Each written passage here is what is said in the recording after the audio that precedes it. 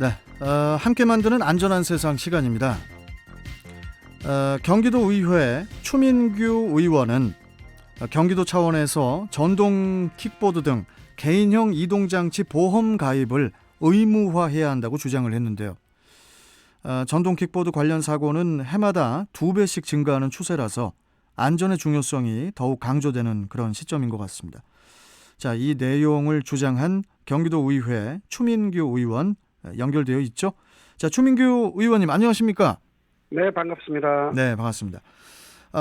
국토교통부와 한국교통안전공단 조사에 따르면요, 이 전동 킥보드 관련 사고가 해마다 2배씩 증가하는 추세라고 나와 있는데요. 자, 그런데 문제는 이 전동 킥보드 운행 중에 사고가 나면은 이 사고 피해자가 보장을 받을 수 있는 보험이 아예 없다고 합니다. 이게 맞습니까? 네, 전동 킥보드 보험이 없다는 것이 아니라 자전거 보험처럼 공공기관이 네. 보험회사와 함께 마련했던 전동 킥보드 보험이 없다는 말씀을 드렸던 거고요. 현재 배상 책임에 대한 보장은 개인 가입할 수 없고요. 예. 반쪽짜리라는 비판을 받기는 하고 있지만 예. 주로 상해 보험이라든지 일부 업체들과 협약을 맺은 보험 형태로 출시되고 있고요. 운영 중인 전동 킥보드 보험은 일부 있다라고 지금 자료로도 조사가 되어 있고요. 네.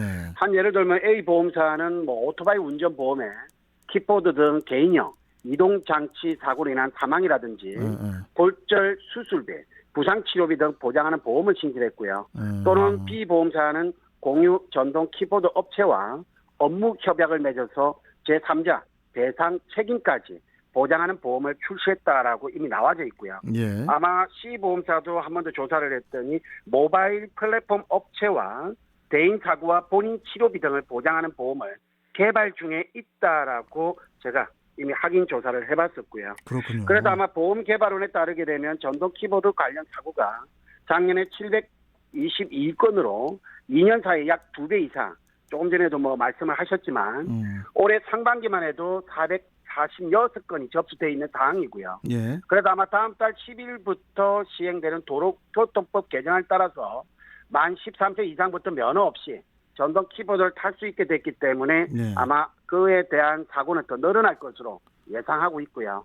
그나마 아마 조금 얼마 되지 않았지만 다행스러운 것은 이번 달 19일 국회 본회의를 통과했던 보험업법 개정안에 따라서 아마 리스크가 낮은 소규모 또는 단기 보험만을 전문으로 판매하는 보험업을 도입할 수 있도록 자본금 요건을 아마 10억 원 이상의 범위로 완화됨에 따라서 아마 향후 법 공포 후에 6개월이 지나 법이 시행되는 시점에는 아마도 전동 킥보드 보험이 아마 쏟아져 나올 것으로 보노는 생각하고 있습니다. 전동 킥보드 관련 보험이 이렇게 많이 나온다라는 것은 되게 반가운 지금 이야기인데, 그런데 추민규 의원님, 네네. 이 킥보드 그 나이 제한이 만 13세 이상에 대해서는 어떻게 생각하십니까? 아니, 그 부분에 대해서는 저는 좀 위험성이 너무 가중이 됐다라고 생각을 하고 있고요. 그렇죠. 그래서 아마 그 부분에 있어서 어떻게 활성화시키기 위해서 도입했다라고 볼 수밖에 없고요. 하지만 그 활성화에 있어서 아이들의 생명이라든지 대중교통의 대란 부분이라든지 이걸 통해서 누구나 쉽게 다칠 수 있고 쉽게 이용할 수 있기 때문에 그건 아주 위험한 발상이라고 저는 생각하고 있습니다. 맞습니다. 그러면은 이 나이 제한도 좀 바뀔 수도 있겠네요. 네, 나이 제한도 아마 지금 국회에서도 아마 그 부분을 좀 염두에 두고 다루고 있는 걸로 제가 알고 있고요.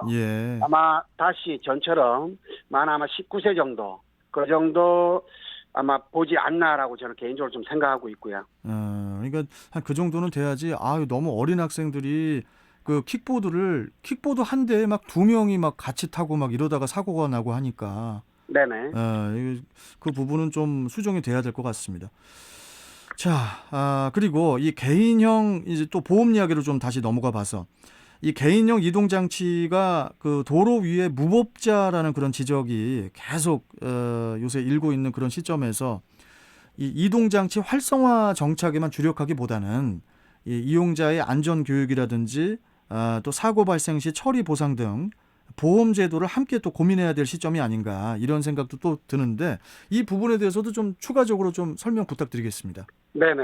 아마 올해 한 전동 킥보드 공유 서비스 업체가 전동 킥보드 안전 운전 교육 프로그램을 개발했습니다.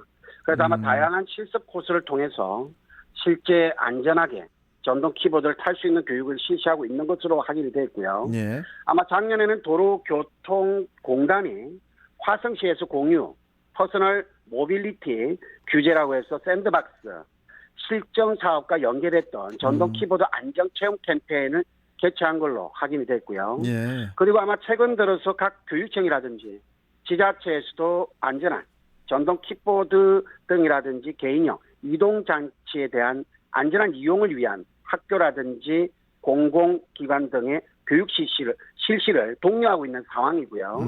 아마 우리 경기도는 올해 경기도 교통연수원을 통한 개인형 이동장치에 대한 안전교육을 실시하려는 계획을 수립했고요. 예. 실제 교육 일정을 준비하고 있고 코로나19로 인해서 당초 계획한 목표를 달성하지 못했던 것은 현 사실이고요.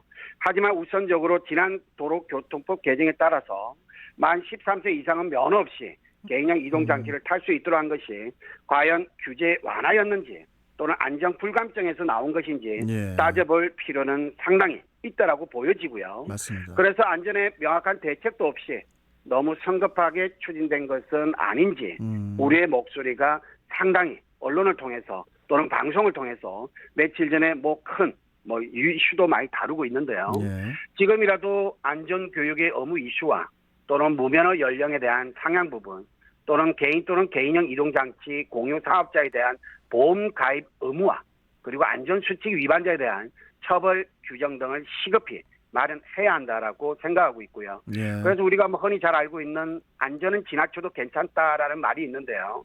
소 잃고 외양간 곤치는 식의 행정은 더 이상 지양해야 한다라고 보고 있습니다. 우리 추민규 의원께서는 킥보드 타보셨습니까? 네네. 제가 실제 타봤던 상황에서 제가 조례를 준비를 했고 12월에 지금 앞두고 있고요. 직접 타보시니까 좀 위험함도 느껴지시죠? 그게. 네, 처음에는 스릴이 있고 너무 좀 찬바람이 쌩쌩하다 보니까 코도 띵띵하고 아주 너무 상쾌했었는데요. 네. 막상 브레이크를 잡고 할 때마다 사람이 지나갈 때마다 아우 무섭더라고요. 피할 때마다 몸 균형이 약간 옆으로 좀 한 2번 정도 넘어진 경험도 있고요. 아이고 너무 쉽게 무섭습니다. 배우는 단계는 아니고 위험성이 상당히 가중된다라고 보여지고 있어요. 예, 맞습니다. 자, 그리고 민식이법, 그다음에 이제 하준이법 도입에 발맞춰서 이제 도로 환경 개선에도 이제 우리 추 의원께서 강조를 좀 하셨었는데 그로 인해서 학교 앞 사고 위험 지역 내에 도로 부속물 그리고 LED 또 음성 신호등 설치 확대를 또 요구를 하셨어요. 이 부분도 좀 추가적으로 좀 말씀 좀 해주시죠. 네네네. 상당히 좋은 질문이고요.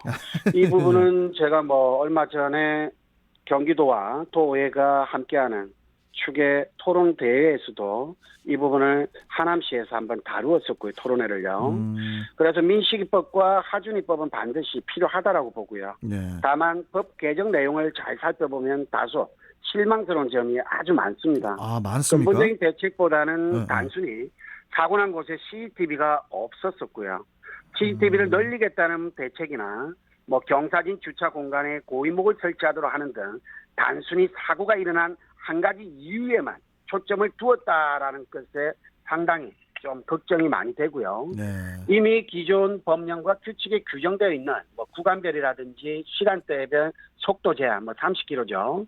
주정차 금지, 통행 금지 또는 제한이라든지 일반 통행로 지정 운영 등에 대해서 이제는 보다 더 적극적으로 실시할 시점에 왔다라고 보여지고요. 네. 또한 아까 초대로 제가 말씀드렸던 부분에서 좀 빠졌던 부분인데 네. 제가 경기도 의회를 통해서 한 설문조사 기관에 의뢰했던 민식이법 시행 후 보호구역의 안전 향상에 대한 경기도민 인식조사 결과가 나왔었습니다.